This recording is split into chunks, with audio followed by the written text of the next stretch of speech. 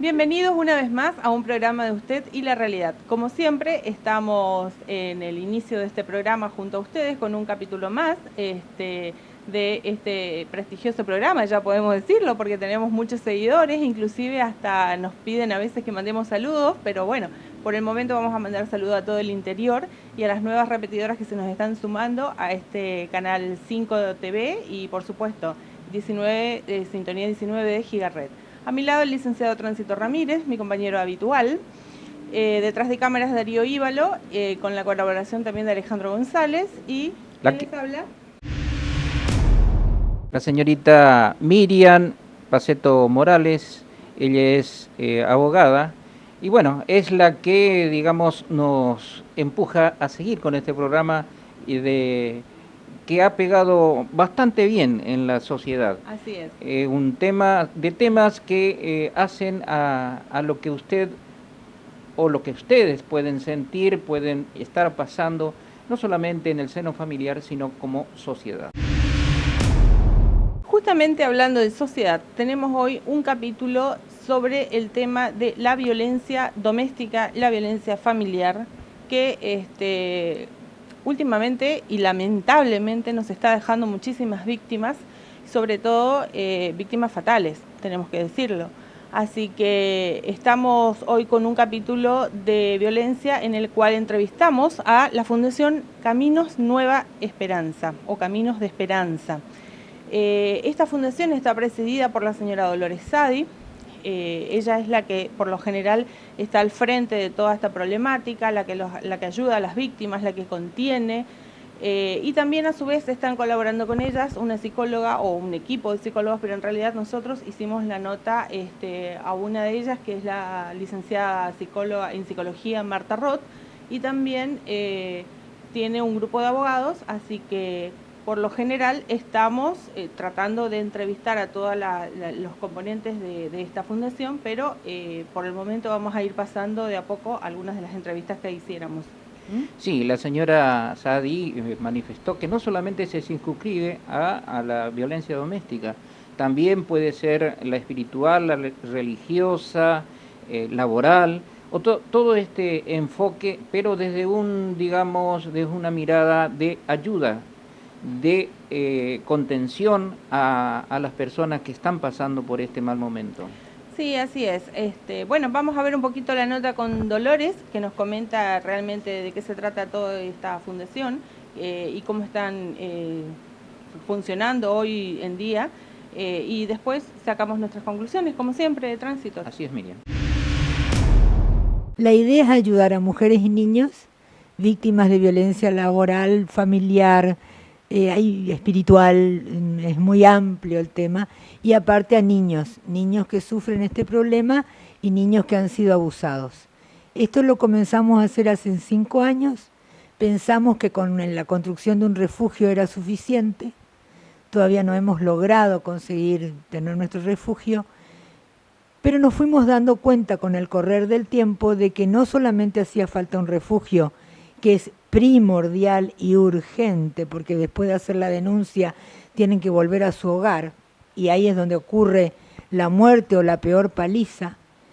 Nos hemos empezado a dar cuenta de que hacían falta un montón de cosas, que había un montón de cosas que no estaban previstas, como algunas leyes que faltaban, que nos han ayudado Alejandra Seward y el senador Prullas. Ya se hicieron 3 leyes, ahora estamos tratando que se haga una nueva, que es en los casos de los padres golpeadores que pierdan la patria potestad de sus hijos.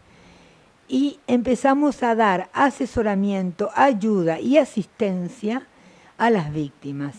Para eso hemos incorporado psicólogos, psicólogas, algunas asistentes sociales que nos ayudan de los distintos hospitales y ayuda legal de abogados. Pero nos damos cuenta que esto recién empieza, de que está muy verde todavía y que hay muchísimas cosas por hacer y que tanto el gobierno como las autoridades en general todavía no han tomado conciencia de este flagelo. Para que tengas idea, desde el 2008 a la fecha en Corrientes se han cometido 52 femicidios. O sea, 52 son las que han muerto, pero hay miles y miles de casos de mujeres que gracias a Dios no han muerto, pero que están en situación de riesgo total. Y es las que hay que amparar urgentemente. ¿Qué problemática se le da como para realmente lograr tener el refugio hoy por hoy? No tenemos los recursos económicos, necesitamos ayuda del gobierno para eso, necesitamos asociados que nos puedan colaborar, de conseguir aunque sea un predio o una casa vieja en la que podamos arreglar, donde podamos poner camas y poner un comedor, y ese lugar tiene que ser secreto, es primordial, porque los agresores no tienen que saber dónde están refugiados. ¿Qué ayuda le dan a la víctima cuando ustedes tienen un caso de violencia familiar? Es recibirlas o ir al lugar donde está ocurriendo el hecho, ver de qué se trata, acompañarlas a hacer la denuncia, asesorarlas sobre la denuncia, hacer el seguimiento del expediente, tratar de contactarnos con las personas que, como por ejemplo los fiscales o los jueces, para explicarles de qué se trata, y ayuda psicológica. ¿Con qué problema mayormente se encuentra? Con el miedo. Lo que tienen es miedo y no se dan cuenta de que el silencio es el peor enemigo. Tienen miedo de denunciar, tienen miedo de contar, tienen vergüenza porque se sienten culpables de lo que está pasando. No se dan cuenta que cuando están viviendo con un psicópata, ese psicópata va a buscar cualquier manera de atacarlas. La comida estuvo caliente o porque la luz estaba prendida, o sea, ellas no son culpables. Es la situación del hombre psicópata. La aíslan de la familia, la aíslan de los amigos, no las dejan ir a trabajar, o sea, buscan la manera de que la víctima quede presa, entre comillas, de ellos. Y ahí es donde ellas no hablan y no cuentan, y ese es el peor enemigo. Por eso necesitamos que tomen conciencia que hay gente que las va a ayudar, que hay gente que está para esto y que hay teléfonos a los que tienen que recurrir, que son muy importantes, como el 144, que es gratuito. Ese es un teléfono nacional que llaman y de la nación nos llaman a nosotros cuando el caso es de Corrientes. Después está el teléfono de la Fundación de Corrientes Capital, 442-1413, y el teléfono celular 1552-2076, y por supuesto el 911. ¿Por qué ustedes creen que realmente tienen el deber y la obligación de acompañar a la víctima y no solamente de instruir a la víctima para que vaya y haga una denuncia? Porque muchas veces no les toman las denuncias, sobre todo si no están golpeadas. No se dan cuenta que la ley también se fija en el maltrato psicológico, porque primero viene el maltrato psicológico y después viene el golpe, que es lo que queremos evitar. Y si le toman la denuncia, es importantísimo que los fiscales y los jueces actúen a la primer denuncia. Esa es la gran prevención. Tenemos casos de personas que han hecho 18 denuncias, por ejemplo, y no se ha actuado, no se ha hecho nada. Ni siquiera se ha citado al agresor o al abusador. Tenemos casos de abusadores de menores que nunca fueron citados. Tenemos casos de mujeres que están corriendo peligro de vida y no las citan. Yo lo que me doy cuenta es que están superados, que esto los superó, que no tenían idea de lo que estaba ocurriendo. Por eso pedimos que haya un juzgado específico para lo que es violencia y que haya más policía específica para tomar las denuncias, porque están superados. Entonces están tapados de expediente y tardan 15, 20 días, un mes en llamar al agresor, y en esos 15, 20 días, un mes, es donde terminan matando a la víctima. Seguramente. O sea, en resumidas cuentas, lo que falta es más compromiso de la justicia también. Más compromiso, conciencia, el darse cuenta de los tiempos violentos que estamos viviendo y hacer concientización y capacitación. Esto también le corresponde al gobierno, de capacitar de cómo no llegar hasta ahí a la no violencia. Nosotros estamos haciendo un libro, es un libro para capacitar y concientizar a la gente de cómo se empieza el tema de la violencia para pararla a tiempo. Uno no se da cuenta, pero en un hogar, un niño maltratado piensa, si mi mamá y mi papá me maltratan, que me aman, quiere decir que maltratar está bien. Entonces ese maltrato lo asimilan y lo llevan al colegio, ahí está el bullying, lo llevan a la oficina, lo llevan a la... Acá lo que está faltando es volver a hablar del amor filial, del amor a los hermanos, del amor a la vida, el darse cuenta de que están viviendo mal, no toman conciencia de que están viviendo mal y que se puede, que hay gente que los puede ayudar. Esto recién empieza, como te estaba explicando, pero es importante porque por lo menos se empezó. Peor era antes, que ni se hablaba de esto, se ocultaba todos estos casos. Nos gustaría recibir ayuda, tanto económica, por supuesto, pero también ayuda humana. Queremos que gente, que estudiantes o que estén por recibirse o que estén recibidos de abogados o de psicólogos se contacten con nosotros para poder brindar, aunque sea 1 hora semanal, para ayudar a la gente. Vamos a escuchar a una víctima de estos lamentables hechos que generalmente tardan mucho de hacerse conocer. Realmente hacen eclosión cuando llegan a un punto límite de no aguantar más las personas que son víctimas de estos hechos. Laura, contanos un poquito tu caso, tu experiencia personal. Sabemos que te vamos a cuidar, te agradecemos mucho la entrevista y sabemos que has pasado por muchas situaciones difíciles y dolorosas. Entonces, por lo tanto, queremos hacer conocer tu versión a las demás mujeres, a las demás personas que están en una situación de violencia. Y contanos qué pasó en principio, cómo fue, cómo se fue dando. Bueno, yo soy una víctima más de violencia de género. Hace 5 años yo tengo una lucha constante con el papá de mis hijos, con el que era mi esposo. Tuve amenaza de muerte, abuso de la autoridad con su arma reglamentaria. Y bueno, vivo angustiada con mis 3 hijos que tengo.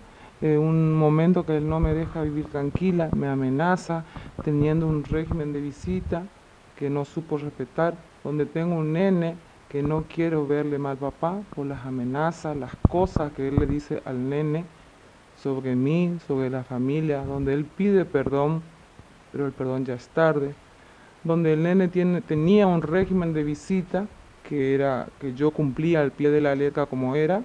El nene no quiere ir más porque no se siente cómodo con el papá. Y estoy cansada que me lleguen citaciones, cédulas en mi casa por el régimen de visita del nene, pero yo respeto, él no quiere ir, ya no sé qué hacer. Estoy con una pelea de divorcio que tuve con el papá de mis hijos, y bueno, es una lucha constante que yo vivo, no puedo salir al centro, tengo miedo, mis nenes tienen miedo, no podemos salir un sábado, un domingo a pasear porque le ven al papá y quieren volver a la casa. ¿En todo este tiempo te sentiste apoyada por la justicia? No, más con la jueza que me tocó, me sentí humillada, me humilló, me sentí mal, donde fue un momento que yo me tuve que quebrar porque me trató de mentirosa. Ella no fue ni capaz de mirar mi expediente.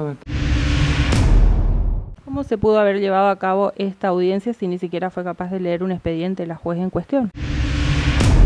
Bueno, ahí está. ¿Dónde está la justicia? ¿Dónde está la justicia? ¿Dónde está?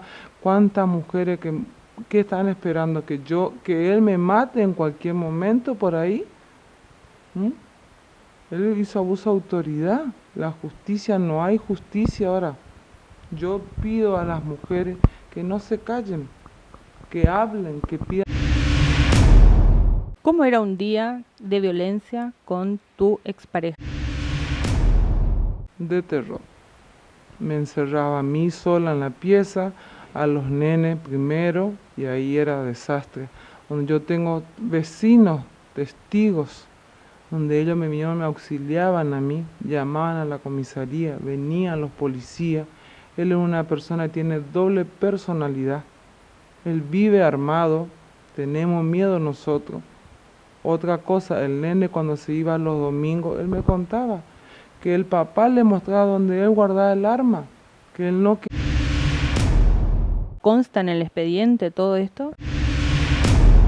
Los nenes y yo estamos con tratamiento psicológico, los tres. Está todo asentado en el... Aproximadamente, ¿cuántos años tiene? ¿Es adolescente? Sí, adolescente, sí. Y él es el que manifiesta que no tiene ganas de ver a su padre. Sí, así es. Y la vez que salgo a trabajar me llegan citaciones en mi casa donde me piden que el nene siga con... ¿No se tomó en cuenta la opinión de los psicólogos con respecto a esto? Sí, se tomó, pero yo no voy a dejarle ir más a mi nene hasta que tome una decisión él. Yo no le puedo obligar al nene de ir si él no quiere ir. Laura, ¿tenés otros? ¿Los hechos de violencia fueron solamente con vos o también con los niños? Y a veces con los niños también, porque los niños pedían auxilio, gritaban y él... ¿La violencia física solamente para con vos? Sí, conmigo, sí. Te comentaron que realmente por el tema de las convenciones de los derechos del niño, las convenciones de la Haya, que hay una ley sobre niños, adolescentes, que en realidad si ellos no quieren ver a un progenitor violento, ¿no están obligados a hacerlo? Sí, por eso yo pido que respeten la decisión de mis hijos, porque le hace daño psicológico a los nenes. Y después soy yo la que estoy con ellos, los 365 días del año estoy yo con mis hijos. Laura, ¿qué pedís a la justicia, además de esto, de este caso puntual? Y lo que necesito es que haya justicia, que exista la justicia divina para las mujeres que sufren violencia de género, porque yo veo en mi caso que no hay justicia, que los jueces o las juezas no leen los expedientes. ¿Con qué mundo soñás de acá en adelante? Y yo quiero un mundo feliz para mí y para mis hijos, vivir tranquila, andar en la calle tranquilo, salir un sábado, un domingo tranquilo, no verle al padre y que ellos se pongan nerviosos y tenemos que volver a nuestra casa. Y no podemos pasar un fin de semana tranquilo. Yo a la fundación le agradezco porque ellos me están ayudando mucho. Tengo mucho apoyo psicológico con la doctora Marta Robb. Le agradezco porque mediante ella me está abriendo mis ojos, mi mente, mi corazón a lo que era antes.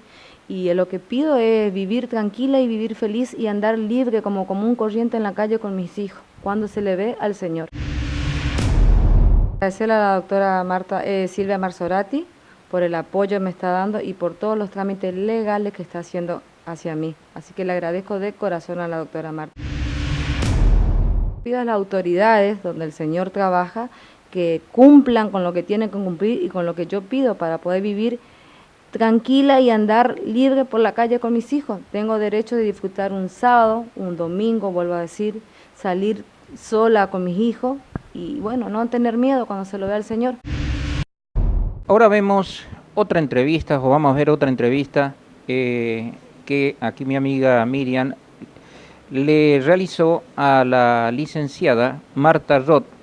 Es una señora, desde mucho le conozco porque también es integrante de la fuerza policial, también es docente y hemos realizado en algunas oportunidades, participado en congresos y cursos. De ahí la conozco, lo trabajadora que es. Me sorprende gratamente también que esté ayudando en esta fundación, Miriam. Sí, es una de las colaboradoras más próximas que tiene Dolores en la fundación y realmente es la que se encarga de sacar adelante, por decirlo de alguna manera, a las víctimas, es la que fortalece la autoestima de las víctimas.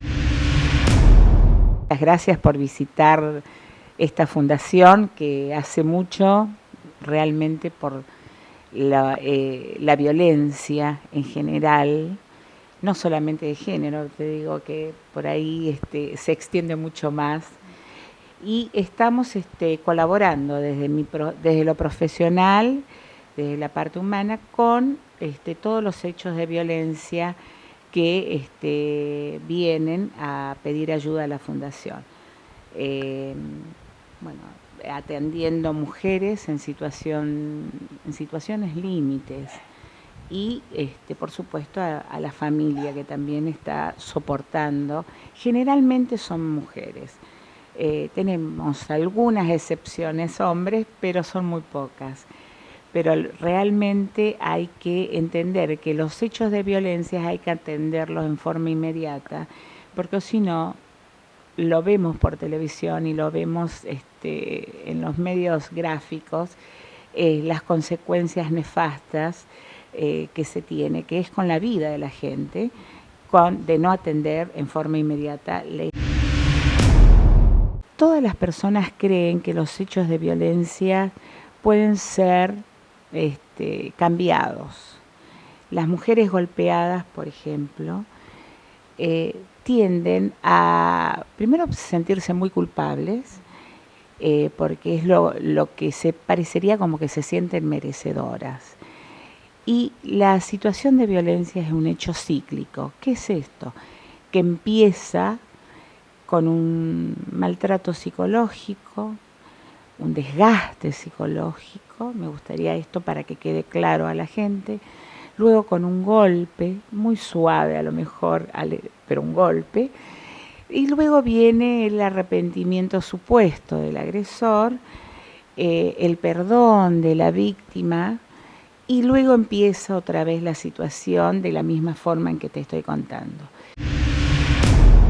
Pero en forma rápida, ante la primer denuncia, como lo habrá manifestado ya Dolores, se debe actuar.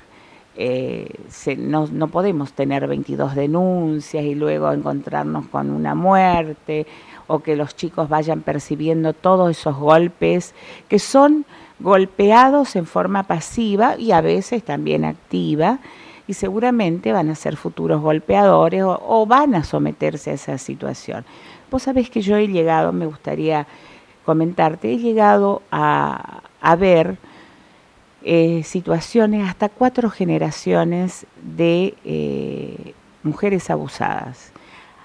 Generalmente las mujeres abusadas, los abusos generalmente son por personas muy cercanas, son mujeres muy jóvenes, madres, o sea, abuelas jóvenes, madres jóvenes, las hijas repiten la historia, las nietas, hasta que alguien, digo yo, en la tercera o cuarta generación, detectan, porque eso también es importante, manifestar que la parte educativa es importante, los docentes que puedan detectar a tiempo qué es lo que está pasando con un niño y que no tengan miedo. El docente, a mí como psicóloga, es el primero que detecta una situación de violencia, que no tenga temor. Al contrario, el docente está protegido. No es que vaya a involucrarse en un balurdo, no, debe, porque si la vida de ese chico está en peligro, en forma inmediata tiene que pedir ayuda. A las autoridades que corresponden, por supuesto, manifestar a la directora o al director. ¿Usted cree que realmente con todo lo que se está haciendo o todo lo que se está intentando hacer por lo menos, está bajando o está subiendo la tasa, sobre todo de violencia en cuanto a muerte? Lamentablemente creo que está subiendo, es un tema bastante triste, ¿no? Pero a veces te matan de a poquito, porque también la violencia psicológica es matarte de a poquito. Y después se van al hecho más sangriento. No tenemos que esperar ese hecho para decir, uy, si hubiésemos hecho esto. Y también, en la parte de los jueces, que sé que actúan, tendrían que ver qué persona puede volver a la sociedad, reintegrarlo después de un hecho de violencia, si puede, está en condiciones psicológicas, como para volverlo a insertar en la sociedad. Yo a veces tengo mis serias dudas, pero eso también es todo un tema, porque generalmente a veces vuelven a ocurrir hechos, sobre todo en el caso de abusadores o en el caso de violencia. Pero convengamos que si es que no se toman el toro por las astas, estas situaciones no se van a poder controlar con el tiempo. Y hablo desde que la persona que está siendo víctima va con una, digamos, con una necesidad de ser contenida y asesorada en las dependencias policiales. Y a veces, de conformidad al funcionario que le toca en suerte y que le atiende, no está con ganas de trabajar, el asesoramiento es deficiente, es superficial y lo soluciona con una exposición. ¿Qué pasa con una exposición? Convengamos que en una exposición, como ya lo dijéramos en su momento, es una sentencia firmada a muerte, porque lamentablemente una exposición lo que hace es alertar al sujeto golpeador, al violento en este caso, de que realmente la persona violentada que está bajo su dominio le está haciendo una exposición o está haciendo conocer a las autoridades de que él está siendo violento en la casa. Entonces, ¿qué pasa? Va, conoce la exposición, hace su descargo y cuando vuelve al hogar, una nueva golpiza espera a la persona. Entonces, una exposición jamás, una denuncia siempre. Seamos conscientes de que realmente los funcionarios policiales tienen que trabajar conforme a las leyes.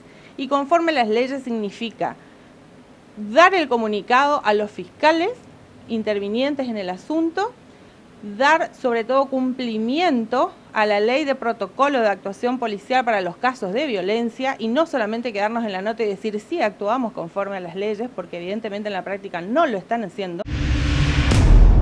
¿Qué pasa con las autoridades de las fuerzas, inclusive también que no apartan a estos hombres violentos? ¿Por qué no les sacan su arma reglamentaria, inician un sumario y ven realmente cómo se comporta en la vida cotidiana? Porque así como se comporta en el hogar, es como se va a terminar comportando en la sociedad. Yo creo que las autoridades, no por estar defendiéndolo a esta gente, porque se pueden defender solos, no están en conocimiento, quedan siempre digamos, en la privacidad de las cuatro paredes. Cuando sale a la luz y hay una denuncia en forma concreta, se toman las medidas administrativas y pienso que judicial al respecto.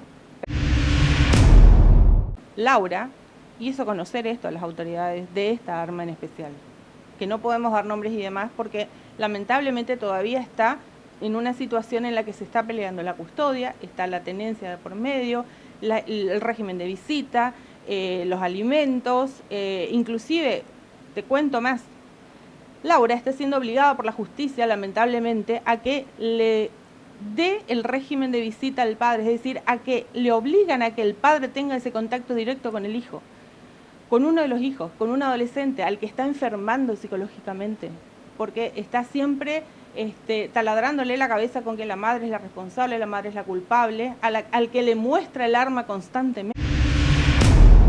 14 años en un hogar violento y no quiere ver a su padre. Y el gabinete psicológico, entonces necesitamos la creación de juzgados de violencia familiar, porque no solo, acá se convierte en una mixtura, vamos por el lado penal por un lado y por el lado civil por el otro. Entonces,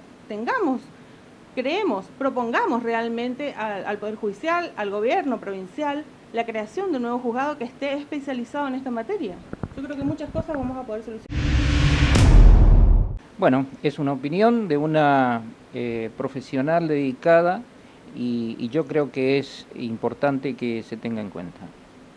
Usted y la realidad, con este tipo de programas vamos a seguir en lo sucesivo para tratar de ayudar y instalar la conciencia que la sociedad se merece para desterrar estos actos desde todo punto de vista.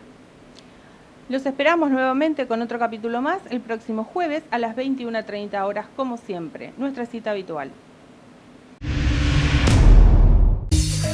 Antinori Autopartes, partes de carrocería para todas las marcas y modelos. parabrisas, ópticas, llantas, espejos, lunetas, accesorios en general. Enviamos a todo el litoral. Antenori Autopartes, Avenida Independencia 5233, teléfono 03794 44 51 36 y 44 56 986 Corrientes. www.antinoriautopartes.com.ar